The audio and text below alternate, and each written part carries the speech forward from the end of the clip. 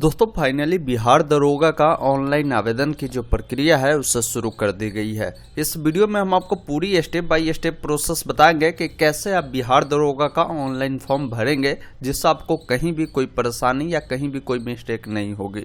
Video अगर आपको पसंद आए तो प्लीज़ इसे एक लाइक करें और चैनल पर नए हैं तो सब्सक्राइब करें।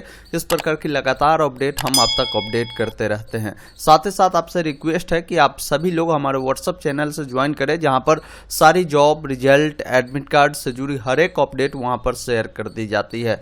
अभी फिलहाल हम आपको पूरी स्टेप बाय स्टेप प्रोसेस बताते हैं कि कैसे फॉर्म को आपको फिल करना है। आप इनका ऑफिशियल वेबसाइट पर आएंगे, जिसका लिंक डिस्क्रिप्शन में है, या आप डायरेक्ट हमारे official website online update stm.in पे भी आएंगे तो लेटेस्ट जॉब वाले सेक्शन में बिहार पुलिस एसआई भर्ती को लेकर पूरी जानकारी आपको यहां से मिल जाएगी, जहां से आप सारी जानकारी को रीड आउट कर सकते हैं। आप यहीं पर इंपॉर्टेंट लिंक वाले सेक्शन में आएंगे तो ऑनलाइन अप्लाई का लिंक मिलता है। फॉर्म को भरने से पहले यहां से ऑफिशियल नोटिफिकेशन को एक बार जरूर रीड आउट करें, ताकि आपको हर जानकारी क्लियर हो पाए। नोटिफिकेशन के ऊपर हमने ऑलरेडी वीडियो बनाया है, इसलिए ज़्यादा हम डिटेल इसमें नहीं बात करेंगे। जैसे जैसे फॉर्म में जो जानकारी आएगी हम हर एक स्टेप को आपको क्लियर करेंगे। जैसे यहाँ पर आएंगे तो फर्स्ट स्टेप आपका होता है रजिस्ट्रेशन करना होता है और पेमेंट करना होता है। जिस वाले विकल्प पर क्लिक करेंगे आपके सामने कंप्लीट गाइडलाइन आती है। जैसे यहाँ पर आपकी उम्र क्या होगी यहाँ पर बता दी गई। तो देखिए जनरल के लिए 20 है और अधिकतम आपकी 37 वर्ष है। फीमेल के लिए आपको 40 वर्ष। इस प्रकार अलग अलग कैटेगरी की जानकारी आप यहां पर देख पाएंगे। एज आपकी जो काउंट होगी 1 अगस्त 2023 के अनुसार काउंट किए जाएंगे, इसकी जानकारी दी गई है। एप्लीकेशन फी की जानकारी दी गई है कि कितना आपको लगेगा। जैसे यहाँ पर ऑल कैटेगरी जो बिहार के बाहर के हैं उनको 700 रुपये मेल फीमेल का है। जनरल वाले बिहार के होंगे तो 700 रुपये देने होंगे। ओबीसी वाले भी होंगे तो 700 देने होंगे। वही कोई फीमेल होगी ओबीसी का तो उन्हें जो देना होगा यहाँ पर 400 रुपये है। हर कैटेगरी के फीमेल के लिए 400 रुपये ही है। SC ST के लिए जो है 400 रुपये मेल और फीमेल दोनों के लिए है। तो पूरी जानकारी यहाँ पर भी आपको दे दी गई है। यहाँ पर आपको डिक्लेयर करना है, ऑप्शन मिलता है proceed to registration and payment का, जिस पर आपको क्लिक करना है। क्लिक करने के बाद आपके सामने एप्लीकेंट फॉर्म खुलता है। इसमें कुछ बेसिक जानकारी आपको फिल करनी होती है। इसमें कहीं भी आप कोई गलती ना करें, बाद में एडिट का कोई ऑप्शन भी आपको नहीं मिलता है।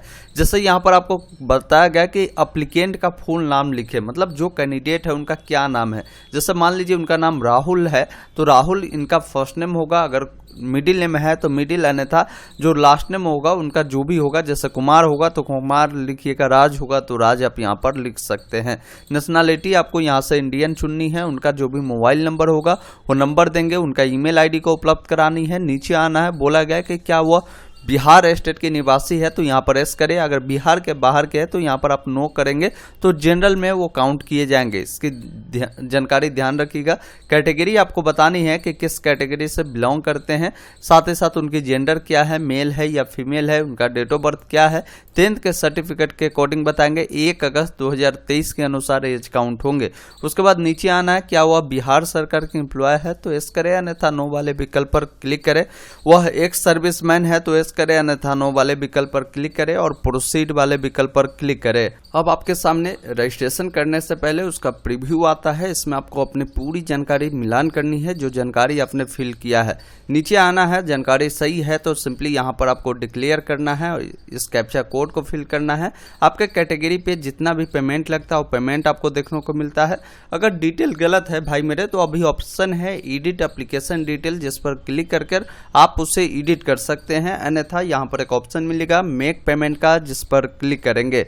इस प्रकार आपको पेमेंट गेटवे पे रिडायरेक्ट करता है। ध्यान रखेंगे पेमेंट करने के कई सारे ऑप्शन आपको दिए गए हैं। आप बेटर यही होगा कि आप कोई भी डेबिट कार्ड का उपयोग करें, नेट बैंकिंग का उपयोग करें। आप चाहे तो यूपीआई का भी उपयोग कर सकते हैं। जो डिटेल आपको फिल करनी है उस डिटेल पे आपको जाना है।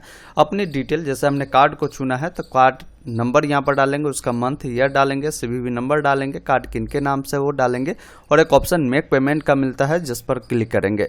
या आप यूपीआई चुनते हैं तो यूपीआई क्यूआर कोड आएगा। इसको सिंपली क्या करना है, अपने कोई भी डिवाइस से स्कैन करेंगे और वहां से आपको पेमेंट कर देना है। पेमेंट जैसे ही हो जाएगा तो आपको छेड़छाड़ नहीं करना है, कुछ देर आपको वेट करना है।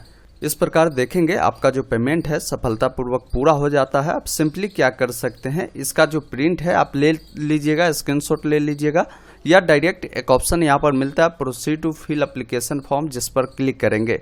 अब यहाँ पर आपके सामने पूरी डिटेल खुलेगी, जिसमें आपको फोटो का गाइडलाइन आपको बताए गए हैं कि फोटो किस प्रकार होगा वो आप देख पाएंगे। साथ ही साथ सिग्नेचर किस प्रकार होगा, क्वालिफिकेशन किस प्रकार फिल करेंगे, उन तमाम गाइडलाइन को देखने के बाद यहाँ से आपको डिक्लेरेशन देनी है। एक ऑप्शन मिलता है proceed to fill application form, जिस पर आपको क्लिक करना है।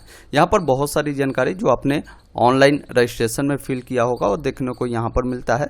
अब यहाँ पर आपको पोस्ट चुनना है, एक ही पोस्ट है सब इंस्पेक्टर का, जिसे एसआई के नाम से जानते हैं, उससे आप चयन करेंगे। अब यहाँ पर जो भी फादर का नाम आपका होगा मार्कशीट के अकॉर्डिंग ही डालेंगे, माता जी का नाम डालेंगे। आपकी शादी हो चुकी है तो मैरिड, अन्यथा अनमैरिड पे क्लिक करें।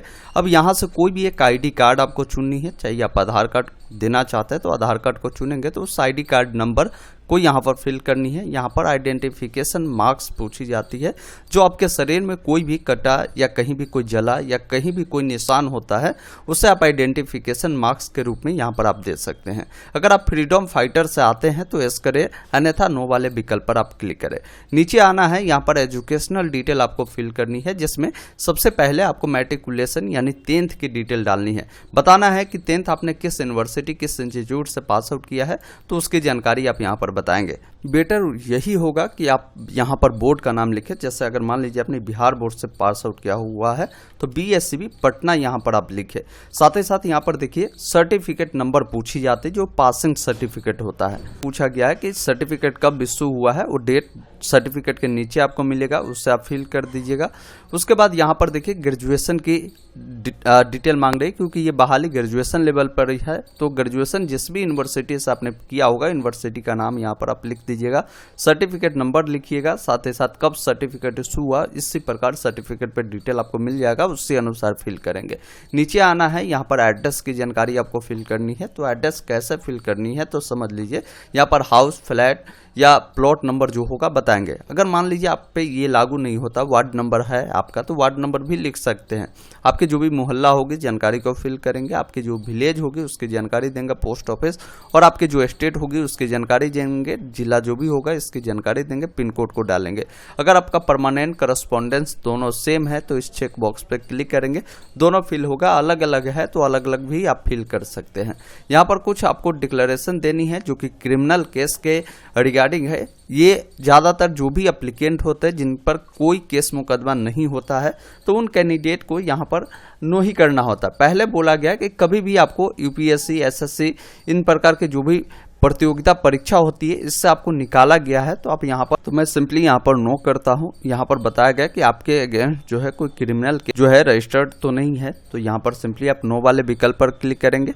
आप पर कोई भी FIR हो सकता है या तो पेंडिंग हो, तो उसकी जानकारी आपको बतानी है। तो यहाँ पर सिंपली जो है आप सारे पे नो ही करें, क्योंकि ये आप पर अगर लागू होता है तभी यस करें, क्योंकि ये आपका क्रिमिनल केसेस के बारे में ऊपर क्लियर बताया गया कि इसके बारे में पूछी जा रही है। देखिए अब यहाँ पर फोटो सिग्नेचर डालनी है।